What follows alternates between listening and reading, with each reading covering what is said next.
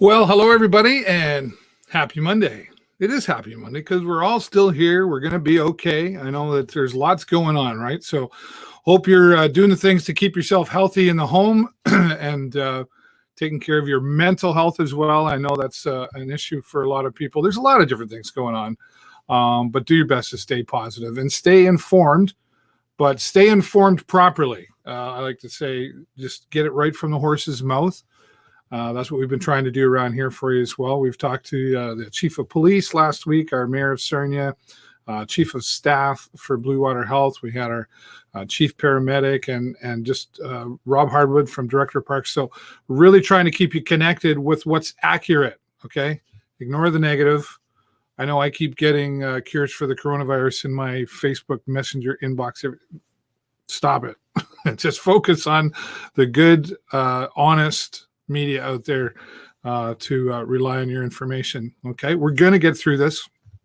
And the best part of it all is when we come through this, we can breathe a little more and maybe we're appreciating some of the things that we typically take for granted. We've all talked about don't take things for granted, but even we still do anyway. We don't mean to necessarily. So maybe we're thinking about some of that stuff as well.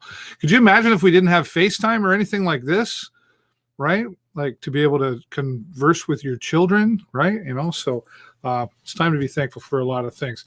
I do want to give you a bit of an update, though, as the COVID-19 update that's came out earlier today from the Emergency Control Group.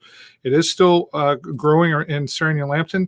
There are now 80 cases and 8 fatalities in the Sarnia-Lambton area, officially from 11 o'clock this morning from the media conference call that I was able to be on. So just to give you an idea that there still is a problem. And earlier today, I had a live feed from our Premier of Ontario, who was making some more announcements. They were talking about the masks and the situation there and some of the other things that they're doing as well. So they were offering some monies for those who have young children. I won't get into sharing all that with you, but if you want to find out more about that, you can see the Premier of Ontario giving his announcement on our feed here on the Show with David Burrows page or over on our sister station page, if you will, the Video Show Network. It's there as of a couple hours ago. And if you have any questions about the coronavirus or COVID-19, the City of Sarnia has a hotline. There's a number on your screen. Any questions at all about it, do not call 911 with your questions. When I had Chief Norm Hansen on here earlier last week, I guess it was, don't call 911 with your questions. Emergency only, as per always. All right. So make sure you're thinking before you dial 911 that it needs to be an emergency. Okay. There's the numbers on the screen to call for the hotline. Also go to sarnia.ca. Sarnia.ca has a fantastic page of all the information and resources for things that are open, things that are closed, the guidelines, the emergency orders. Of course, our mayor put out a fire or signed an order from our fire chief to ban fires. Now, there was some people were like, oh, I can't have a barbecue. What's the deal there? It's all on the website at sarnia.ca. And they kind of put some more clarification out there earlier today. The City of Sarnia will be doing a live stream broadcast tomorrow. And if you go to the City of Sarnia Facebook page, they'll have the information there. It will be a live broadcast from our mayor, chief, and fire chief, etc. And media will be asking questions as well. But it'll be on the City of Sarnia Facebook page. And we'll also be hosting it here on the Show with David Burrows. And on the Video Show Network, we're going to be hosting that for them as well. That's tomorrow morning. And again, you get that information at sarnia.ca. Who have we got out there? We got to always go to the comments, say hello. Hello, Ronnie. Nice to have you here joining us. And our friend Dom joining us as well. Hope you gentlemen are keeping well. Dom's actually been, if you haven't heard about the quarantine sessions on Facebook yet, go check it out. Lots of local and musicians from all over the world. It was created by Kevin Churchill, who I interviewed yesterday. And he should be very proud of the fact anyway that it's really gone viral. Lots of musicians jumping in and sharing their music and song. And Dom has been in there singing some karaoke as well. He's done about 4 songs as well. So way to go, Dom. Great to see musicians coming together and just people coming together I'm kind of proud of the fact that everybody's decided to live stream. Been doing it for a while, right? About 10 years I've had the live stream going. It's nice to see more and more people taking advantage of the live streaming and seeing a little bit more value in what live streaming can do to help us all out. Of course, last Friday as well, we had the Friday Night Music Fever, something I started along with K106.3, and we had our second session this past Friday. 4 local musicians come on live and acoustically play their music and each take a turn, and it's been going so good. We're going to do it again this Friday, April the 10th. Starts at 8 o'clock. You will see it here on the Show with David Burrows page on the Video Show Network, and our friends at K106.3 are going to have it on their Facebook page as well, and they're promoting it all this week again on the radio station. We'll have the announcements of who's going to be performing, hopefully waiting for one in particular that might be able to make an appearance for us. So just another way to stay positive and connected in the community here, and I hope these daily broadcasts that I've been bringing have been able to help you out as well. If you're a hockey fan, of course, you know that the OHL priority selection happened this past Saturday, and I had a chance to talk with General Manager Nick Sinclair, talking about their 15 new faces that have been added to the Sarnia Sting family. And he even expressed, a little bit of interesting times with what everybody's going through, sort of just a different vibe in the whole OHL priority selection, but they're very, very happy with their selections, and I had a good chat with him. Again, you can find that on the Show with David Burrows Facebook page. And it's going to be, time always tells in these things, right? But from what I've seen with the picks that they have, and it was my first time really being involved in observing the draft pick for the OHL. So it was quite an experience for me as well. And I appreciate the Sarnia Sting including me in on that. The OHL priority selection is listed on their website at sarniasting.com. Somebody else saying hello. There we go. I always like to say hello to people sharing their comments. We are live on Facebook, and we're live on YouTube and on Twitter as well. So wherever you're watching from, if you have some questions or comments about what we're talking about here, we've got some great guests coming up here. We're going to be talking in just a moment about Steps for Life, and then we'll be talking about Family Counselling Centre and what they're doing in the community, and some more music. Anthony from the International Symphony Orchestra is going to be joining me here a little bit later on as well. All right, well, let's go to that. They're waiting patiently here in the lobby, and with things changing, of course, with COVID-19 or the coronavirus, as we call it, the organizations in our community, the nonprofit organizations, the charitable organizations, are also going to trying to avoid suffering the financial impact that this is all having on all of us. So what kind of things do you do? Well, we're going to talk about that now. We're going to bring in Mark. Hi, Mark. How you doing, Dave? I'm doing good. And Eugene, I'm sorry, I don't know how to say your last name. It's Gutierrez. Gutierrez. All right. I always like to get somebody's name right. I always have to have Mark how to say his last name. It's Roehler, yeah. Yeah. No worries. Thanks for having us. No problem. Thanks for being here, gentlemen. I know, as you heard me kind of say there coming into this, that a lot of nonprofit and charitable organizations are feeling the impact financially of what's happening with coronavirus, but seeing some creative things happening out there as well. Mark, do you want to start things off and talk about Steps for Life? Yeah, thanks, Dave. Like you said, traditionally we always have our physical walk, 5K walk, first Saturday in May, and we've had it for the last 10 years down at the Kiwanis Center. But with COVID-19, we got to kind of try to think of, everyone's safety, and this coronavirus is basically another reason for health and safety protection in the workplace, which is what Steps for Life is all about. So this year we're going to have what we call a virtual walk, and we're hoping that all of our participants in Sarnia Lambton could do a walk on a day of their choice and anywhere they choose in May, and then share it through social media, and hopefully we can raise some funds at the same time. But the big piece for us this year is going to be the promotion of what Threads of Life is all about, and why the walk is so significant in that manner. How many years now has the Steps for Life walk been happening? This would be our 11th year. We've done 10 years in Sarnia, and we raised over 145,000 in those 10 years, with over 15,000 last year. Wow. In our walk. So it's a big hole when you think about it, not having that revenue coming in. But the more significant impact, and the thing that we want, for lack of a better word, try to get out there through promotion. That's why we're very appreciative of you allowing us to come on your show, is getting the message out, because a lot of people don't realize the support system that's there. And COVID-19 is just another example of it, because people are getting we said 8 deaths in Sarnia. Yeah. It's not always at work. Some can be at work. We have our frontline workers. We got the people at home. But this is another health and safety thing that affects workers, which is what Steps for Life is all about. Yeah, for sure. I mean, I guess ironically, this is a great demonstration of Steps for Life and how they can be contributors in our community as well. Eugene, you're here for a reason. You've kind of got a bit of a story with Steps for Life as well. Tell everybody about that. Yeah, sure.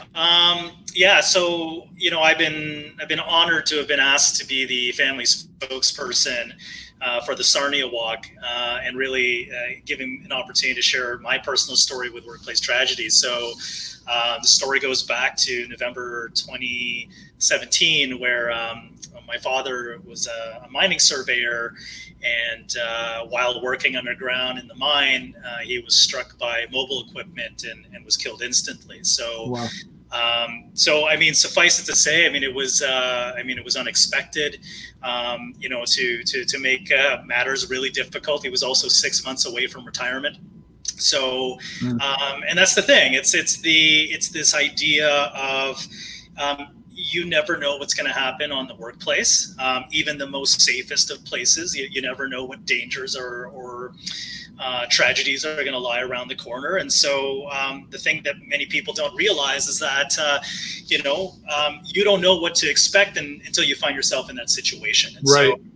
So when I found Threads of Life, the organization behind the fundraiser walk, I realized that, oh my God, like there's a community of people that, number one, they understand what it means to go through these tragedies. They understand, the process, because that's the other thing too. Our family had no idea what to expect as far as dealing with the Ministry of Labor, WSIB, dealing with the investigation process. So incredibly supportive community, but I found myself just wanting to learn more about the organization and getting involved, so that way no other families would have to experience what my family went through. And so the Steps for Life event that Mark was just speaking about is a great opportunity to spread that awareness. And my participation as far as sharing my personal story is that that way, your loved ones, ourselves included, that we can go to work and come back home safely and be injured or worse, get killed on the job. So yeah, well, and I guess the obvious thing that was something, and it's not always a death that is tragic, but that's an extreme, right? Obviously, of course. But and we would obviously go, okay, there's an emotional impact on that, obviously, but like you said, it's one of those things we don't really think about. What do I do? Like you said, Ministry of Labor. I never even would have thought, oh yeah, I'd have to deal with that. Mm-hmm. And insurances and the financial impact on a family as well, depending on the situation. It could leave somebody a single parent, young children. How was this program able to help you and your family with that? Yeah, exactly what you said, Dave. There's certainly a ripple effect, a domino effect that happens where, you don't even know where to start. And so we found ourselves just trying to figure out, like, okay, when are we going to receive information as far as the investigation? Who do we talk to next? What can we expect as far as the following events that will unfold? And even now, like our family, it's been a few years, and we're thankfully getting to a place where we're going to have the final inquest, the presentation of here are the findings of the investigation, what happened, and then more importantly the remedies or suggestions of things to put in place, so that way that tragedy doesn't happen again. So, an organization like Threads of Life, because I mean, unfortunately, it's the what they say, it's the family that you don't want to belong to, because obviously the circumstances, whether it's a fatality or illness or a life-altering injury. But the thing is, because they've gone through it, they've been extremely helpful in providing, valuable knowledge, family support. So in the first year, I had a family volunteer guide of which I would speak to on a daily basis, just to talk, just to kind of go, hey, I'm feeling this way. Am I going crazy? No, not. So, having peer support programs, events like Steps for Life to meet other families, to raise that awareness. There's things like the Family Forum, in which, families, individuals can come together and partake in workshops to kind of help aid that grieving, coping mechanisms and strategies to kind of help navigate, your new normal, so to speak. So a lot of great services. And again, those services would not be made possible without the gracious funds that are raised through events like Steps for Life. Right. Well, you're already having an impact there, Eugene, because you can see our friend Joel. He says, sounds like a great cause, and thanks for sharing your story. Hopefully we can prevent further accidents. Nobody likes accidents or tragedies in any place, never mind the workplace, right? Mark, let's come back to you and talk about how did Threads for Life and the Steps for Life, how did they all become to intermingle, and where did it all come from and get started in the Sarnia-Lambton area? Well, in the Sarnia-Lambton area, like Steps for Life is a fundraiser, for lack of a better word, for Threads for Life. And Threads of Life came out of the founder, Shirley Hickman, basically founded it based on her own tragedy, because when she lost her son, there was nothing out there. And so she said there was a need, lack of need. And that's kind of where it's grown.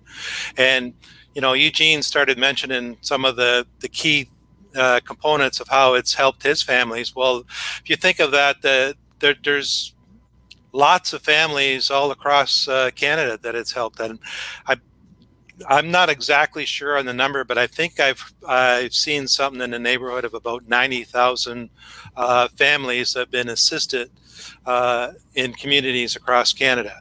Wow. And so it's huge. But I would probably say the number is probably 2 or 3 times more that have had tragedies that aren't aware of the services that are out there, and they're not taking advantage of the Steps for Life or the Threads of Life programs.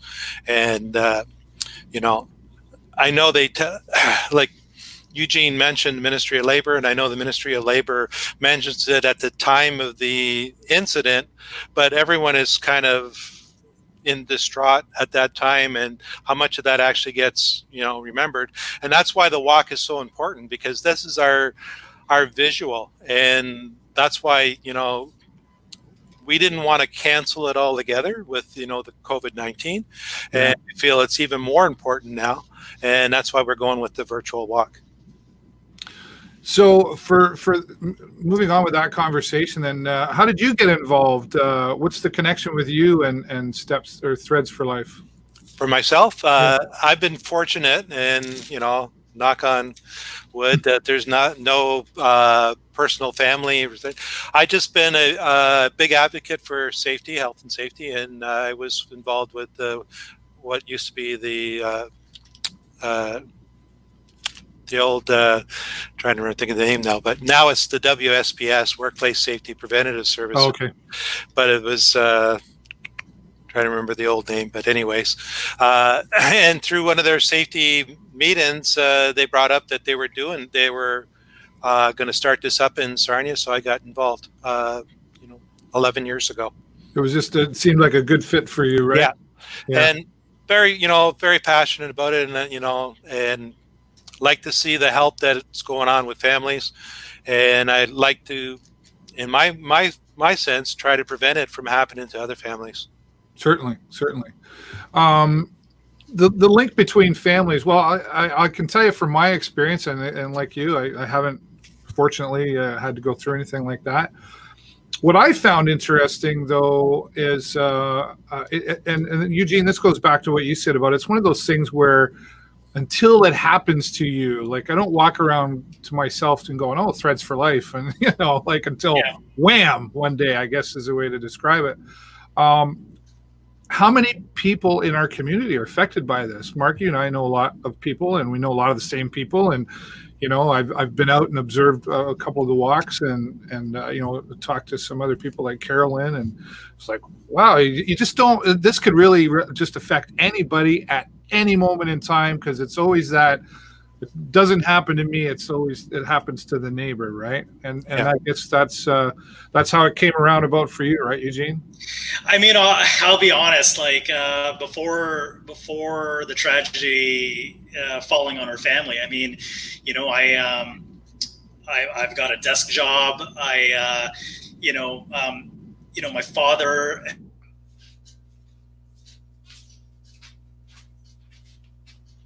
He froze. Froze, yeah. Lost him. Eugene, if you can hear us, we'll get you to refresh and come on back in. But Mark, I guess I'll lean on you to carry on what he was trying to say there. It just comes out of nowhere. Yeah, it comes out of nowhere. And the thing is, too, it's not just the immediate ones. A lot of the incidents are from long-term health effects. So you have your asbestosis and, lead poisoning and things like that may not occur till, 30 years after exposure. Yeah, right. Eugene, good to have you back. Yeah, sorry, I dropped out there, but there's a lot of people on the internet today, Eugene. I don't know apparently. I wonder why. But anyway, I was just mentioning that my dad had been doing the same job for 30 years without incident. I've got an office job.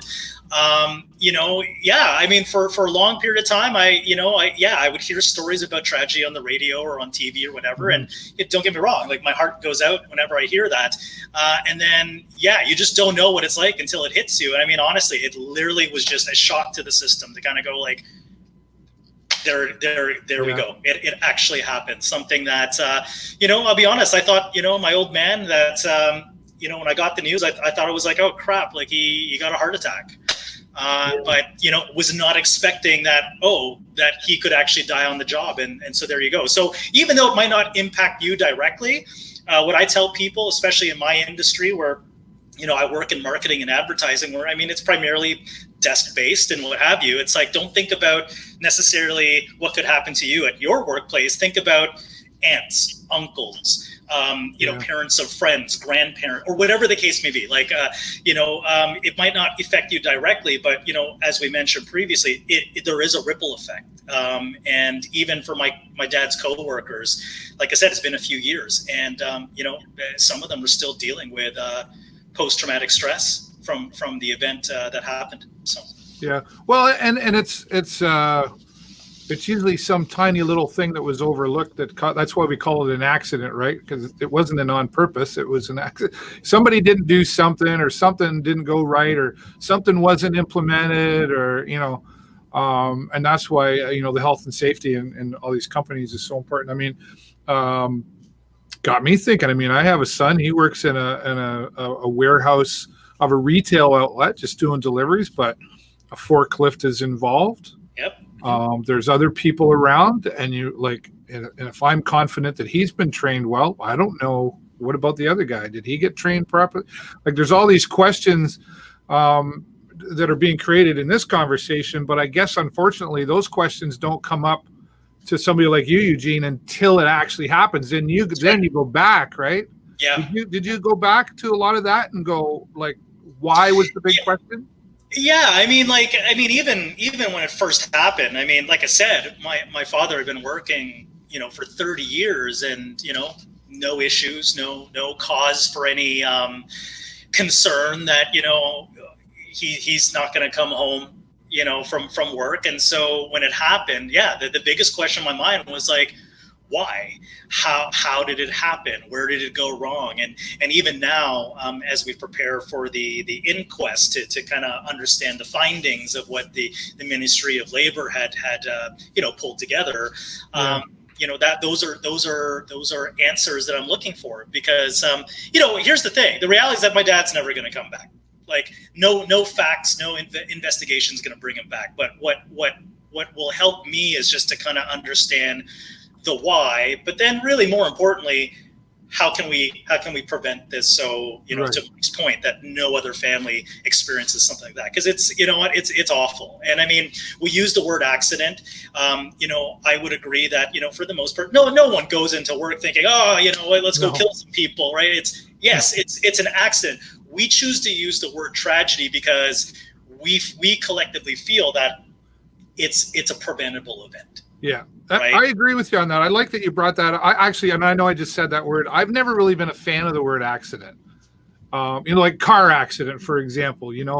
If there's two people involved in a car accident, it wasn't an accident. It was somebody did something in error. They didn't look both ways before the car. Like something happened. And I'm not here to point blame. I'm just saying. Oh, for sure. But an accident, yeah, I agree with you. And then when it affects families, of course, huge tragedy. No matter what the situation, it doesn't even remember what age is at, if there's children involved. And I just, again, haven't gone through that, knock on wood, Mark, Yeah, I mean, I hope you guys never have to go through it. Yeah. And just to add there, that's the big piece with Threads of Life, is because we do have our insurance, for lack of a better word, the WSIB, for if someone was to die, but there was never anything for the people that were impacted from the accident that aren't necessarily injured themselves, but have obviously been hurt. So someone like Eugene, his children, his wife, all of a sudden, where's your support system? And that's what this is all about. It's that peer support. It's the family forums. It's all of the programs that they have in place to help people grieve, and everybody grieves differently. Certainly, yeah, for sure. Well, I think it's great that you've been able to adapt this, and I know some other organizations that walks are really important to organizations. They've become great because of the health aspect side of it, the social aspect side of it. But I think it's great you've been able to adapt this into a virtual walk. So thank you, gentlemen. If people want to find out more, Mark, where should they go? To the Facebook? Or they should go to our Facebook page. So go facebook.com/Steps for Life Sarnia. They can also reach out to me if they want. They can send me an email. My email address is the number 4 markroehler@gmail.com. And by all means, what we want everyone is to share it. And if they can use the hashtag #MyWhy, that would be perfect. And share that through Facebook, Twitter, whatever, and get the message out. And that is the big piece that we're obviously. They can still donate. They can still go to our online website too for the http://events.threadsoflife.ca/steps for life -Sarnia, and you can actually register at no cost and create a team and share with us. And if you want to donate, you can donate online from there as well. All right, sounds good. We'll post all of those links after the show here as well on our Facebook page. So if folks want to get registered, Eugene, anything last you want to put out there before I move on? You know what? Just other than, thank you for having us and having the opportunity to spread awareness and for me to share my story. Again, like I said, I certainly hope that you guys don't experience what I went through firsthand. And for that matter, any of your viewers, I certainly hope that you guys don't go through it. But the good news, or the silver lining, I guess, in all this is that everything that we can do from this day on forward is it's an opportunity to save a life. So thank you.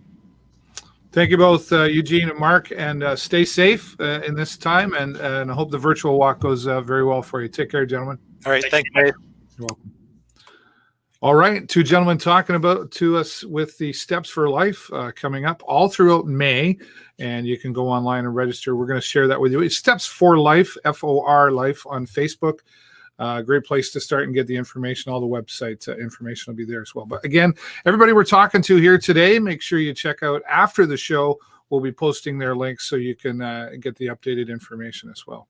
All right. Well, you're talking about coronavirus, and we talk a little bit about mental health. There are many who can't get out. I mean, you can still get out for a walk. I know stay home, but go for a walk around the block. But there are many who can't get out or don't have families around, and they really need that support as well. Family Counselling Centre has been offering some services for many years, and now we're going to bring on Donna Martin from the Family Counselling Centre to talk about some very special things, including Tel-Check. How you doing, Donna? I'm great. How are you doing, Dave? I'm doing fantastic. Thanks so much for being here, and I mean, I'm glad to have you here anytime. But these are that famous word, unprecedented times. Yeah. Well, I was really impressed at the beginning of the planning stage of keeping the distress line and Tel-Check programs going in spite of the coronavirus happening. I think I was posting. I knew that one of the challenges for me was to get the word out there that we are still operating and we are still supporting people in our community. So I think it was about 12:10 in the morning on the 13th. I sent out a Facebook post and was tagging people, and I got a response from you back right away saying, "Hey, you want to be on the show?" And I think I was up late. Yeah, I think we are both kind of working 24/7, just trying to keep our programs going. So I was really impressed. And I think what I said to you was, it's a little bit early.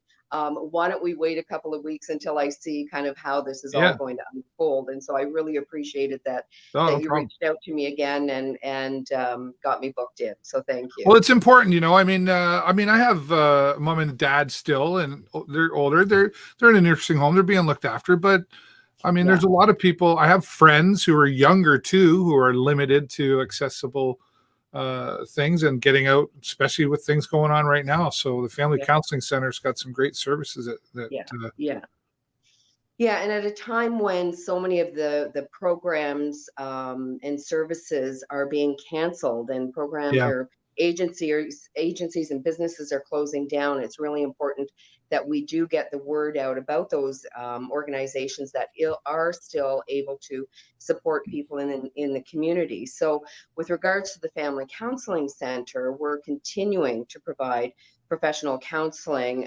services, but instead of the typical face-to-face sessions, we are now providing that support over the phone. So for anybody out there, new or existing clients, people who are struggling with the stresses and worries and concerns about the coronavirus and about their loved ones, or perhaps you've lost a loved one, you can reach out to the Family Counseling Centre and just leave a detailed voice message. The number is 519-336-0120, and someone will get back to you about a counseling appointment. And then with regard to the Tel-Check program, so currently we're serving 96 clients. Which means we're calling out to 96 primarily seniors every day. Last year we made over 31,000 calls, and we're certainly expecting that number to rise. Oh, for sure. Yeah. So we know that there are a lot of people still who are out there, who are isolated, who depend on the support of others or don't have other people that they can reach out to, that it's important to get this information out to them. So I'm really hoping that your viewers are going to learn something about Tel-Check today and will share to those, could be their neighbors or family members that they don't get to reach out to very often. But it's simple. Yeah, absolutely. And we'll keep sharing it throughout all this, after this interview today on its Facebook page.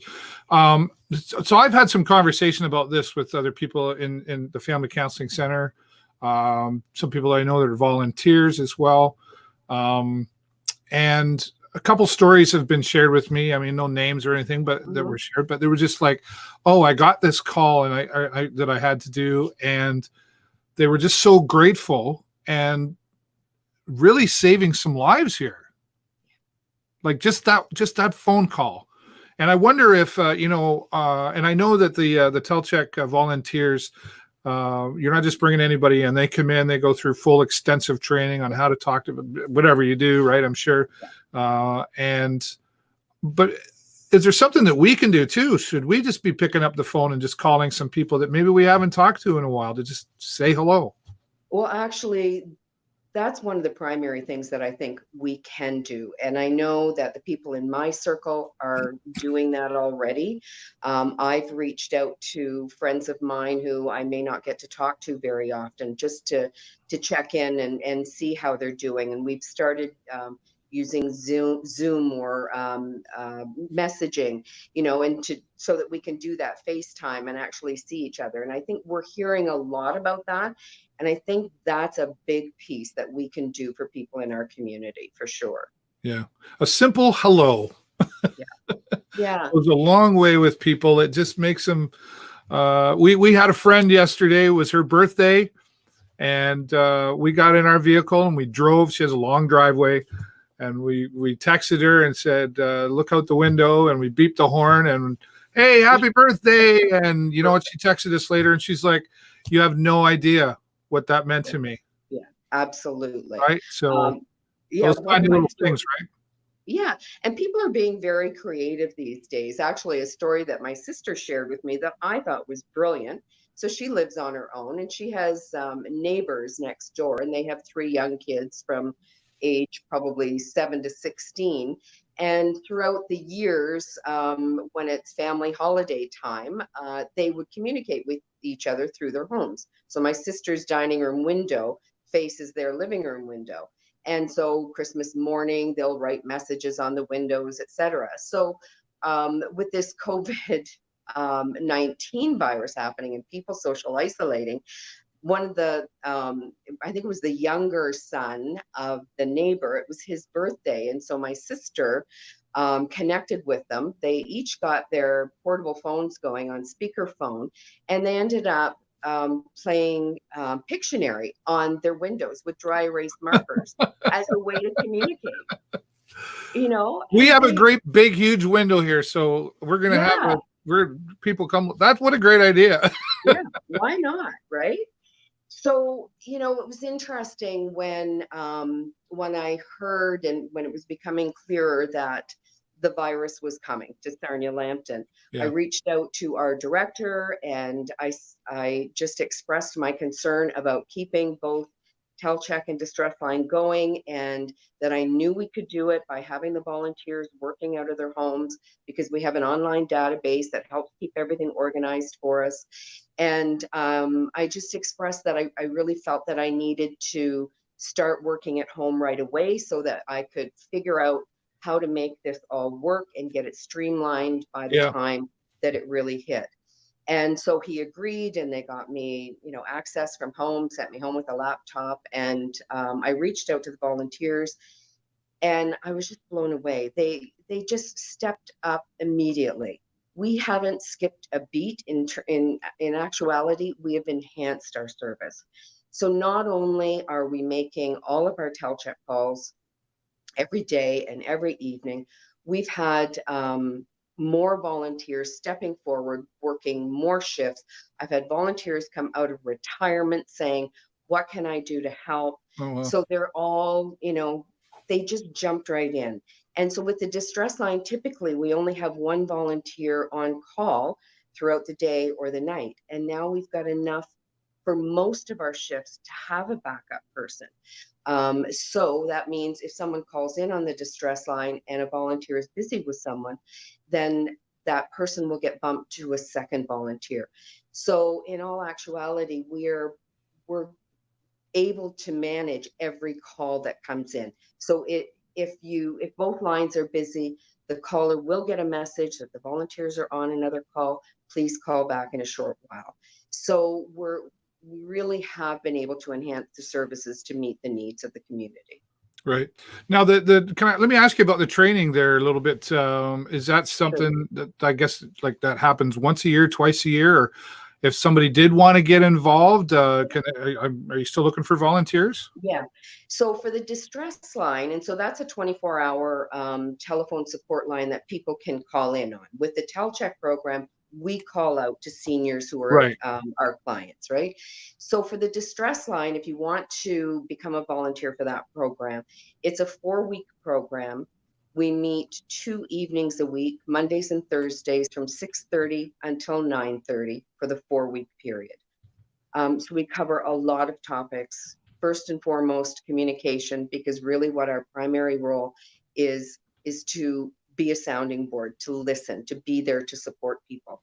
We talk a lot about grief. People, even with this COVID-19, I think a lot of people aren't connecting the dots that what many of us are experiencing, in addition to our day-to-day stressors, is loss. So that loss of ability to be able to get, come and go as you please, go to the grocery store without having, a second thought. Should I wear masks? Should I wear gloves? That loss of camaraderie, just being able to connect with your neighbors and friends. So what we're hearing from both our Tel-Check clients and our distress line callers is that underlying sense of loss. And then there's fear and anxiety layered on top of that. So our volunteers have to be able to recognize loss. We talk about domestic violence. We've already had calls from some women who are now shut in with their abuser. Nowhere to go, for real. Nowhere to go. Suicide. I had a really young person call the other day. They couldn't get through to the kids' helpline, and they were so sad. They were thinking about suicide. My heart just broke for this person. Now, It ended up that everything worked out fine. There were supports in place, both professional and family. It worked out in the end, but people are struggling. We're having people call about loved ones who they are concerned about their depression. So we talk a lot about mental health in our training. So that's distress line. If you want to be a volunteer for the Tel-Check program, then it's a 1-day training that people can participate in. So depending on how long this pandemic lasts in our community, depending on how long we have to do this work from home, I may have to look at different ways to provide that training online for people who do want to volunteer. Yeah, very good. Well, I think it's a fantastic program. I've known about it for 2 or 3 years now, and I've heard a lot of great things about it. It's really a super important program in our community. I don't think enough people know about it, but that's why we're here today. We're working on that. So let's just go back to the number. So this number here is to make a counseling appointment, the 336. A counseling appointment, 336-0120. Or if you want to refer someone to the Tel-Check program, or you'd like to self-refer, just call that number and leave a voicemail message. Actually, you can ask for or press extension 251, or just leave a message at the main number. But I will get the message and I will reach out to you as soon as possible. Yeah. And then the distress line is available 24 hours a day. 24 hours a day. Yeah. For everybody in the community. That's important to know as well. And then if they want to find out more, there's the website as well. Yeah. And so the wonderful things that our volunteers do is, especially with the Tel-Check clients, is we give people time to express their worries and concerns, and then we start talking about lighter things so that we can end that call on a more positive note, so that our clients so that they can get a good night's sleep and not be worried. And we also provide a lot of referrals to our clients through this. So we appreciate the Lambton Public Health for providing up-to-date information. The Sarnia Lambton Social Services Network are maintaining an up-to-date listing of the programs that the social service agencies continue to provide. And so that's what we're using to share with our clients. Very good. Donna, thank you so much for spending time here today and sharing more of this information. I think it's really important what you do you and your team do at the Family Counseling Centre. So, and reach out anytime, even if it's not always an interview. Happy to keep getting the information out there, and even if it's 2 a.m, it's okay. Thanks, Dave. I really appreciate this. Is there anything else you want to throw out there before we go? No, I think just that the volunteers are incredible. And thanks to the United Way, by the way, I Yes. knew right away that I was not going to be able to manage all of this on my own. We reached out to them right in the beginning for emergency funding. They answered our cries Yeah. and have provided us with funding. So now I can provide some work for a couple of very busy volunteers to help me out to keep the programs running. So I'm really appreciating the Yeah. United Way. Fantastic. Donna, thank you again. All the Well, best to you and your team, and stay thanks. safe, okay? Okay, you as well. Bye, Talk to Dave. you. Donna Martin, once again from the Family Counseling Centre, the Tel-Check program and the counseling it's a fantastic organization, and it's great to see that they're able to continue to support our community in these adapting times, right? There's the phone number on the screen. If you want to make an appointment or refer someone to Tel-Check or refer yourself, there's the number to call. And then the 24-hour distress line. You may or may not have known about that. And that's why we're here today, 336-3000, 24 hours a day. I'm guessing the lines are more active than normal. But as Donna said, if you do get a voicemail, make sure you leave a message. They will call you back. All right, 24 hours. So thanks again, Donna Martin, and to you and your team. Keep up the great work. All right. Well, again, let's move over to the music side of things. Music is an international, worldwide language, in my opinion. And we've got some great performers here in Sarnia in many different ways. And this time, we're going to talk about the International Symphony Orchestra and Executive Director Anthony Wing. Thanks for being here. Thanks for having me, David. Absolutely. And you look like, are you going to play us a little tune right now, or? You thought we'd have a chat. You thought it would be a pretty good backdrop for us anyway. Absolutely. Well, we're here to talk about music and a special event coming up. Like everybody else, the International Symphony Orchestra has had to make some changes. Yes, but I really enjoyed the interview we just saw. Because of what you pointed out as the importance of a simple hello. Yeah. During this period, and so we've been doing it, in the way that we know how, and according to our mandate for the bridge communities. So we're saying hello with music whenever we can. Yeah, and I'm not sure if people know, but you're in a fairly new location in downtown Sarnia now, right?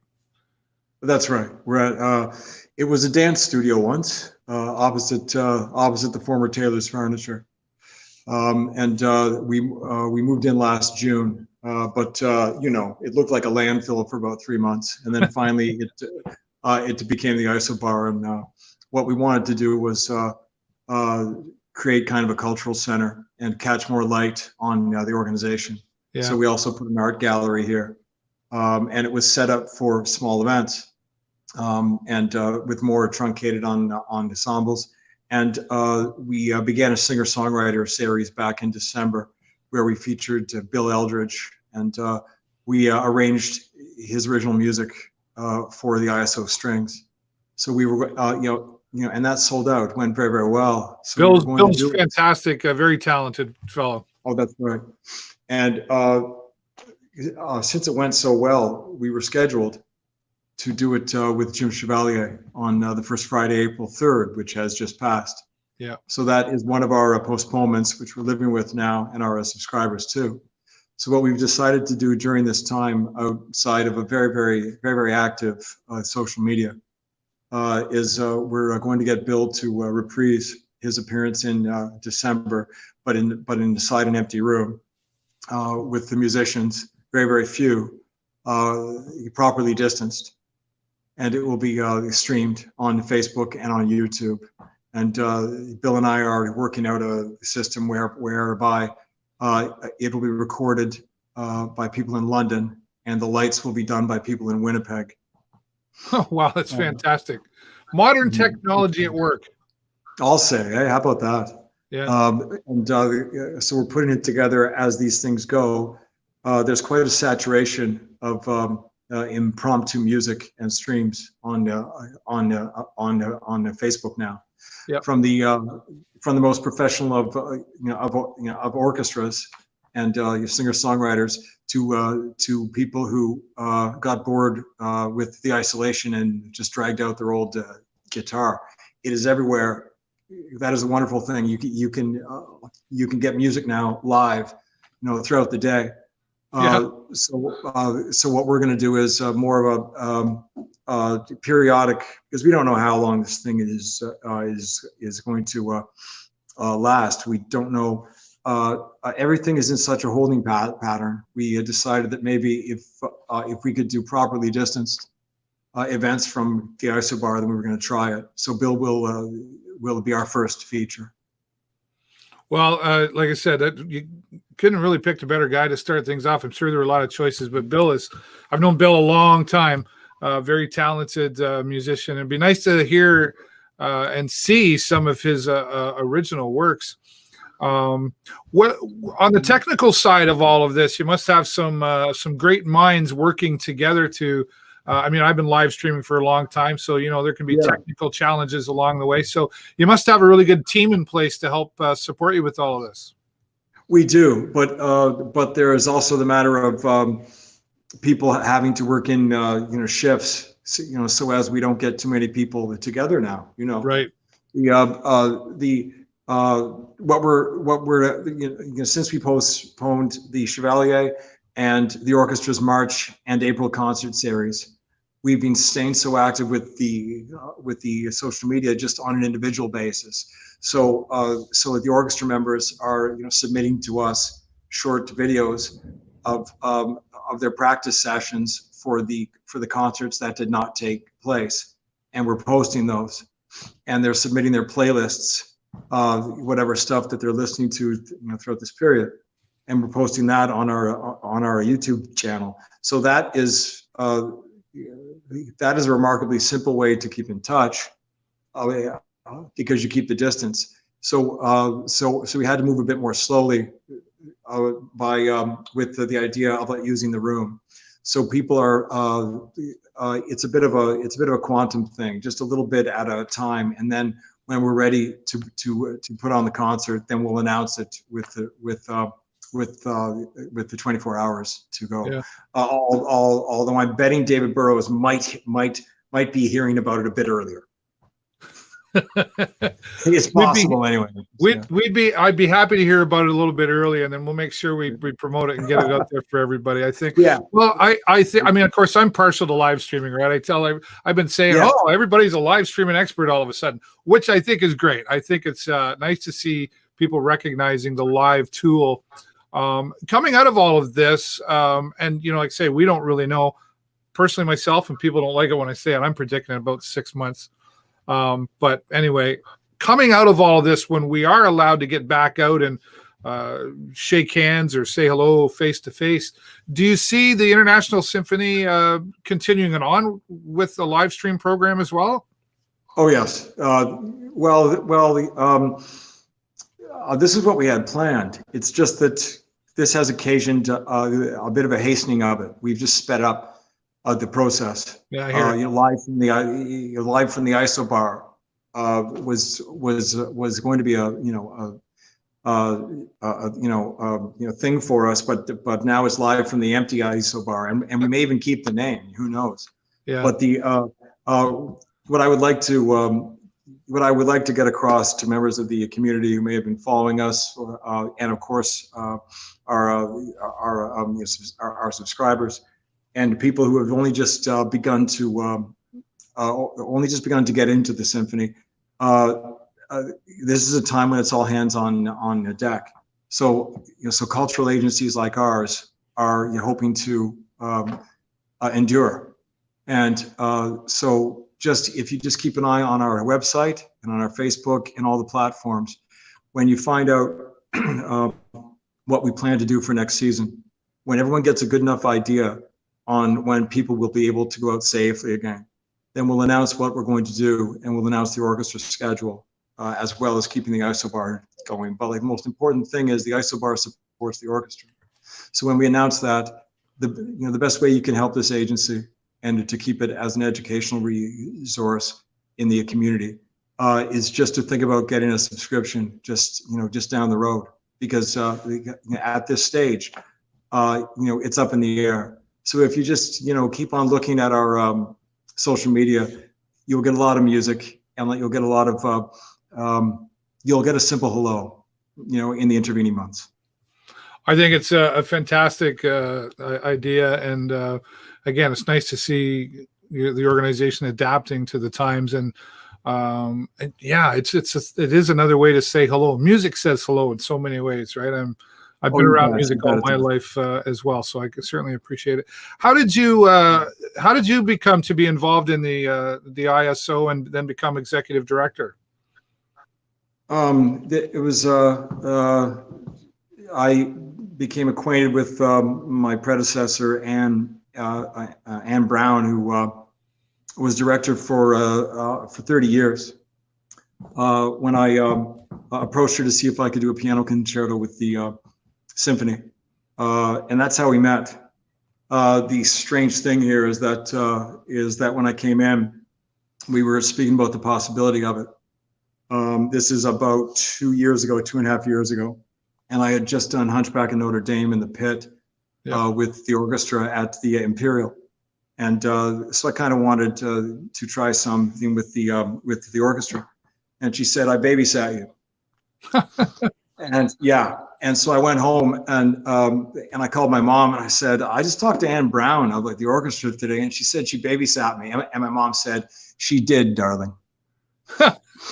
So it was true, and I had no clue. So I guess at that point the writing was pretty much on the wall, David. So, and then it became clear that we had to get a new location. There was we were in a heritage house on Vidal Street for years. Yeah. And the lease was up. So all these huge changes had to be done, and she thought it might be a good time for an exit strategy. Yeah. So I came in October of 18, and in that way, it was taking on an organization which operates in both countries. So we're taking on a lot. Every day is a new learning experience, and musically, I'm still a kid inside a candy store. So very, very lucky. Well, and you couldn't have had a better mentor, really. And I've known her for many years as well, and had some interviews with her. And some of my most favorite interviews with her was when the camera wasn't on, and we just we sat in that I guess the great room there of the old place and had some conversations. And at least if she said to you she was babysitting, she probably said it in a very sweet voice. She was alarmingly sweet. She was. I felt the greatest cultural figure in Sarnia Lambton, who I had ever met. I was fascinated with her leadership, and with her spirit. She had such a beautiful spirit, the way she led, and she kept the orchestra, evolving. So that what I came into was a very strong musical organization, able to do more and more ambitious material every year, and that's because of Anne. Yeah, 100%. Anthony, thank you so much for your time here today, and congratulations on putting together this live stream. And I'll be keeping an eye out for the email or the message to know when this is happening. So we can. We'll stay in touch, and I got to do something like. I love it. Maybe we'll do a David Burrows theme song. We'll try to work it out together. Yeah, I need a theme song. I'm not. Yeah, okay, I'll take you up on that. Piano's my thing too. I like that. So, take care, Anthony, and stay thanks, safe. Thanks again. See you soon. No problem. Anthony Wing, Executive Director for the International Symphony Orchestra right here in Sarnia, and also taking care of two sides of the border, but adapting like a lot of people are having to with the coronavirus. You can check them out online at the iso.org. And again, we'll be posting all of the links. Thanks to all of my guests for being here, to Mark and Eugene here talking about the Steps for Life walk, the virtual walk in support of Threads for Life. Of course, our friend Donna Martin from the Family Counselling Centre, and we'll talk about more about, be sharing that. Sorry, what am I trying to say? The phone number is what I was trying to say. The 24-hour distress line phone number. And then, of course, Anthony Wing from the International Symphony Orchestra getting ready to do a live stream coming up later this week. I'll have the scoop by the sounds of it on there. So thank you all so much for being here. And listen, I know these are trying times, and some people are taking this differently at all different levels. I can tell you, I'm in touch with the health officials directly, and you got to take this seriously. Even Premier Ford said the other day, don't be going over to your friend's house and sitting down and having a beer, even if they're at the other end of the just stay home unless it's essential. It's really important. So I hope you're taking this very seriously. It's the only way we're going to get through all of this, and we're far from over, in my opinion. I hope I'm wrong, but do what you can to stay in touch. Use FaceTime, and if you don't know how to use FaceTime, learn how to use FaceTime or Facebook video on your messenger. There's all kinds of ways to take care of each other. The music's out there, the distress line's out there, and we hope that you're going to stay out there with us. I'll be back here again next Monday, and every day it seems like I've got some other things coming up here as well. Thanks so much, everybody, for being here. That's all the time I got for you this week. Have a great week and an even better weekend. I'll see you next time right here on the show. Bye for now.